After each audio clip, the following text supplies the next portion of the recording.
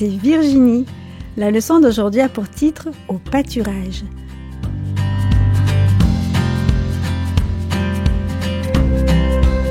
Le verset à mémoriser se trouve dans Colossiens 4, verset 6. Que votre parole soit toujours accompagnée de grâce, afin que vous sachiez comment il faut répondre à chacun. Aimerais-tu vivre dans un champ avec des vaches et manger de l'herbe? Un roi a vécu 7 ans avec des animaux. Voici ce qui est arrivé.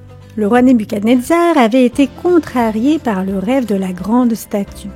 Bien sûr, il avait été flatté de savoir que Babylone était le premier empire, mais il n'appréciait pas du tout que d'autres royaumes viennent après son royaume. Plus tard, il fit un autre rêve étrange. Les sages de Nebuchadnezzar furent incapables d'interpréter le rêve. Aussi, une fois de plus, Nebuchadnezzar convoqua Daniel. Il lui raconta son rêve. « Écoutons le roi. J'ai rêvé qu'il y avait un grand arbre au milieu d'une plaine. Il était énorme et semblait toucher le ciel. Son feuillage était beau et ses fruits abondants. Les oiseaux du ciel nichaient dans ses branches et les animaux s'abritaient en dessous. Puis j'ai entendu un être saint crier « Abattez l'arbre et coupez ses branches. Dites aux animaux de s'enfuir et aux oiseaux de se trouver une autre maison. Mais laissez en terre le tronc et enchaînez-le avec des chaînes de fer. Qu'il soit trempé de la rosée du ciel et qu'il ait, comme les bêtes, l'herbe de la terre pour partage. Qu'il soit comme un animal pendant 7 ans.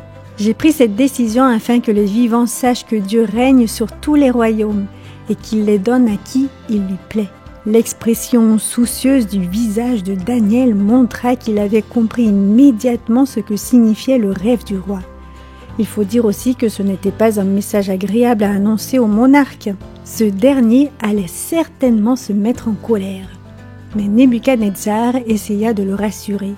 Il voulait à tout prix connaître la signification du rêve.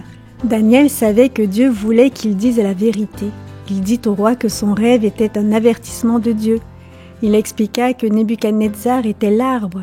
Il était devenu grand et puissant et régnait sur beaucoup de pays. Toutefois, Dieu avait vu son orgueil. Si Nebuchadnezzar ne le reconnaissait pas comme Seigneur, une chose terrible arriverait.